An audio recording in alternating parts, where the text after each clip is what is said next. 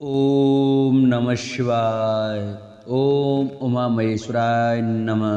नमस्कार दोस्तों, स्वागत है आप सभी का मेरे YouTube चैनल आर के भक्ति ज्ञान में। भक्तों, आज की वीडियो में हम आपको शुक्र प्रदोष व्रत की व्रत कथा सुनाएंगे, जिससे कि सुख समृद्धि और सौभाग्य का वरदान प्राप्त होता है। तो आइए भक्तों, हम अपनी कथा को प्रारंभ करते हैं। जो भक्त हमारे चैनल पर नए आए हैं, जिन्होंने अभी तक हमारे चैनल को सब्सक्राइब नहीं किया है, वो हमारे चैनल को सब्सक्राइब करें। वीडियो अच्छी लगे तो वीडियो को लाइक करें और कमेंट में ओम नमः शिवाय अवश्य लिखें। हर माह में आने वाला प्रदोष व्रत भगवान शिव की कृपा पाने का सबसे बड़ा दिन होता है।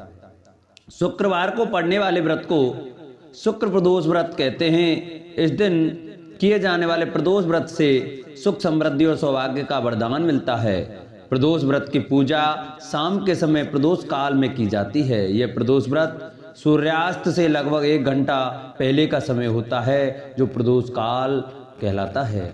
धार्मिक ग्रंथों के अनुसार प्रदोष व्रत करने से भगवान शिव शंकर की पूर्ण कृपा प्राप्त की जा सकती है। इससे जीवन में किसी प्रकार का अभाव नहीं रह जाता है। इतना ही नहीं, समस्त आर्थिक संकटों का समाधान करने के लिए प्रदोष व्रत अवश्य करना चाहिए। इस व्रत के प्रभाव से हर तरह के रोग दूर होकर बीमारियों पर होने वाले खर्च में कमी आती है। भगवान शिव को ज्ञान और मोक्ष का दाता माना जाता है।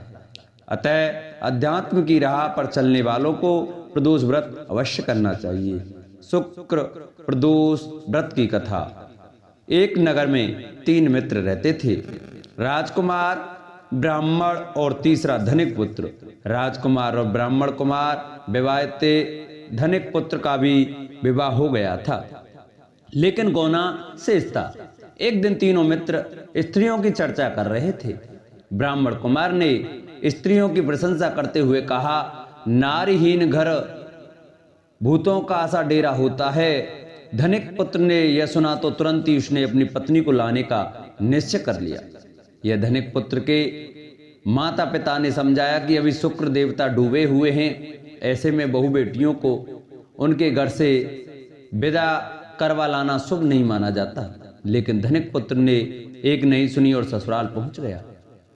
ससुराल में ही उसे मनाने की कोशिश की गई, लेकिन वो जिद पर अड़ा रहा और कन्या के माता पिता को उनकी विदाई करनी पड़ी। विदाई के बाद पति पत्नी शहर से निकले ही थे कि बैलगाड़ी का पहिया निकल गया और बैल की टांग टूट गई। दोनों को चोट लगी, लेकिन फिर भी वो चलते रहे।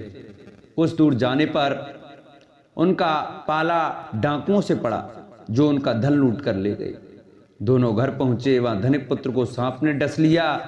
उसके पिता ने वैद्य को बुलवाया तो वैद्य ने बताया कि वो 3 दिन में मर जाएगा। जब ब्राह्मण कुमार को यह खबर मिली तो वो धनिक पुत्र के घर पहुंचा और उसके माता पिता को शुक्र प्रदोष व्रत करने की सलाह दी और कहा कि इसे पत्नी सहित वापस ससुराल भेज दें। धनिक ने ब्राह्मण कुमार की बात मानी और ससुराल पहुंच गया, जहां उसकी हालत ठीक हो गई। यानी शुक्र प्रदोष के महात्म से सभी घोर कष्ट दूर हो गए। इस दिन कथा सुने अथवा सुनाएं तथा समाप्ति के बाद हवन सामग्री मिलाकर 11 या 21 बार 108 बार ओम ह्रीम क्लीम नमः शिवाय स्वाहा मंत्र से आहुति दें। इसके बाद शिव जी की आरती तथा प्रसाद वितरण करें। इसके बाद भोजन करें। कहा जाता है कि शुक्रवार को प्रदोष व्रत सौभाग्य और दाम्पत्य जीवन में सुख समृद्धि भर देता है। यही कारण है कि आज के प्रदोष व्रत का काफी खास माना जा रहा है। शुक्रवार के दिन पड़ने वाले इस प्रदोष व्रत से सुख समृद्धि की प्राप्ति होती है। बोलो शंकर भगवान की जय। यह उस समय की बात है जब भगवान विष्णु का विवाह हो रहा था। इस विवाह में सभी देवताओं को निमंत्रण भेजा गया था। बारातियों में सभी थे, लेकिन भगवान गणेश नहीं पहुंचे थे। इसका कारण पूछा गया तो पता चला कि भगवान शिव को न्योता भेजा गया था, लेकिन भगवान गणेश के पास न्योता नहीं गया। जिस पर सभी ने कहा कि अगर भगवान गणेश नहीं आए तो ठीक है। गणेश भगवान वहां आ पहुंचे, लेकिन उन्हें घर की रखवाली करने के लिए बैठा दिया। नारद जी वहां आ पहुंचे और उन्होंने गणपति बप्पा को दरवाजे पर बैठा देखा तो वहां अकेले रुकने का कारण पूछा। गणेश जी ने बताया कि भगवान विष्णु ने मेरा अपमान किया है। यह सुनकर नारद जी ने सलाह दी कि आप अपनी मूषक सेना को बरात के आगे का रास्ता खोदने के लिए भेज दीजिए। जब सभी जमीन में धंस जाएंगे तो उन्हें आपको सम्मान के साथ बुलाना पड़ेगा। गणेश जी ने बिल्कुल ऐसा ही किया। इसके बाद हुआ वही जो सोचा था। सभी बाराती मूषकों की खोदी हुई जमीन में धंस गए। इसके बाद सबने लाख कोशिशें की लेकिन निकल नहीं पाए। सभी ने बहुत उपाय सोचे लेकिन काम कोई नहीं आया। आखिर में नारद जी वहां आए और भगवान गणेश का अपमान याद दिलाया। भगवान शंकर से गणेश जी को लाने की विनती की गई, जिसके बाद गणपति बप्पा आए। बप्पा का आदर सम्मान के साथ पूजन किया गया।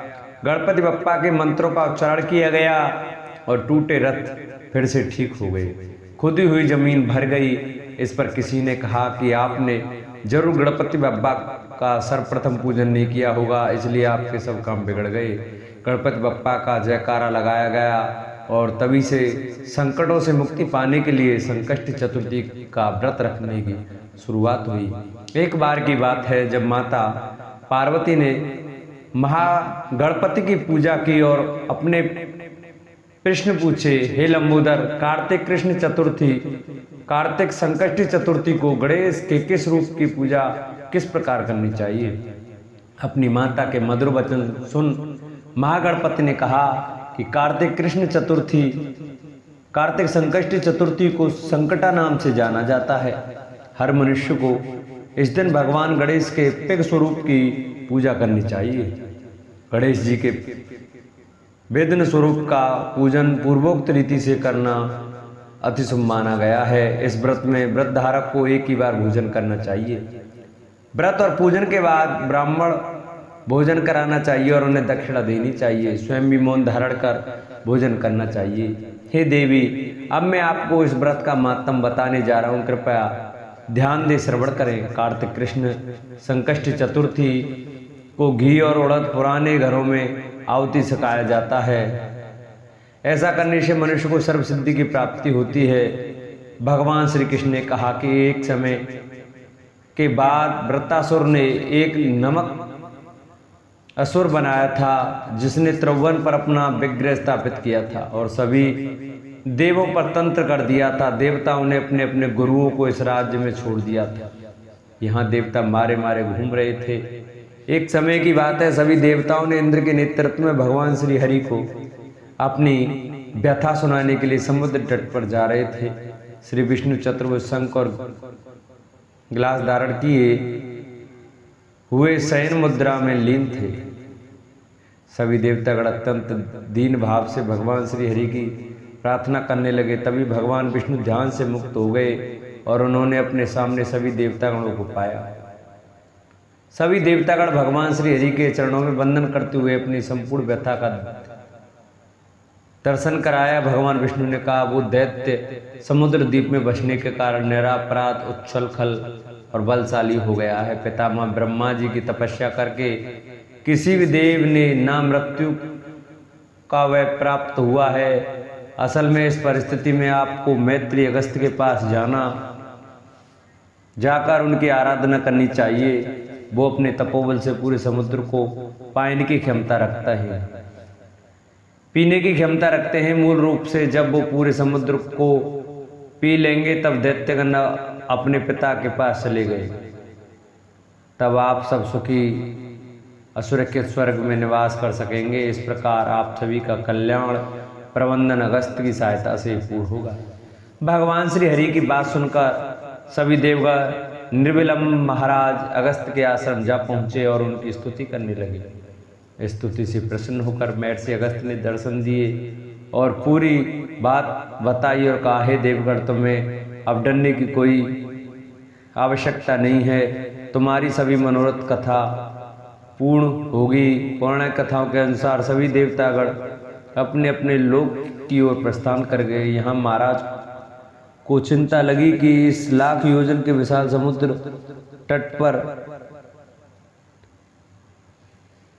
मैं कैसे पी पाऊंगा। तब उन्होंने भगवान श्री गणेश का स्मरण किया और उनकी कृपा प्राप्त करके सर्व विधान विनाशक संकष्टी चतुर्थी का व्रत पूर्ण श्रद्धा भाव से विधि विधान से बताया। 3 माह तक व्रत करने के बाद भगवान श्री गणेश की पूजा की गई। इसी व्रत के प्रभाव से महर्षि अगस्त्य जी ने विशाल समुद्र को सहजी पान कर लिया। इसी व्रत के प्रभाव से धनुधर अर्जुन ने निवात कवच और संपूर्ण देवताओं को पराजित किया था। भगवान श्री गणेश की वाणी सुन माता पार्वती अत्यंत हर्षित हुई और प्रसन्न होकर बोली, मेरा पुत्र विश्वबंध और सर्व सिद्धियों का प्रदाता है। श्री कृष्ण कहते हैं, हे महाराज, आप भी संकष्टी चतुर्थी का व्रत पूर्ण श्रद्धा से करें। इसके प्रभाव से आप शीघ्र ही अपने शत्रु पर विजय प्राप्त कर लेंगे और अपना राज पुनः प्राप्त पा लेंगे। श्री कृष्ण भगवान के कहने पर राजा युधिष्ठिर ने भगवान श्री गणेश जी की पूर्ण श्रद्धा से अभिषेक किया। इस व्रत के प्रभाव से उन्होंने अपने सभी शत्रुओं पर विजय प्राप्त की और एक अद्वितीय राज्य की स्थापना की। इस व्रत की एकमात्र कथा का श्रवण करने से हजारों अश्वमेघ और द्वितीय वाजपेयी यज्ञ का फल प्राप्त होता है। साथ ही पुत्र पौत्रादि की वृद्धि होती है। बोलो गणेश भगवान की जय। जिन भक्तों को, माताओं को हमारी ये गणेश संकष्टी चतुर्थी की व्रत कथा हमारी वीडियो अच्छी लगी हो, वो हमारी वीडियो को ज़्यादा से ज़्यादा शेयर करें, चैनल को सब्सक्राइब करें। चैनल को सब्सक्राइब करने के बाद बेल आइकन घंटा जरूर दबाएं, जिससे कि जो भी वीडियो हम डालें उसका नोटिफिकेशन आपके पास अवश्य पहुंचे और हमारी वीडियो आप देख सकें।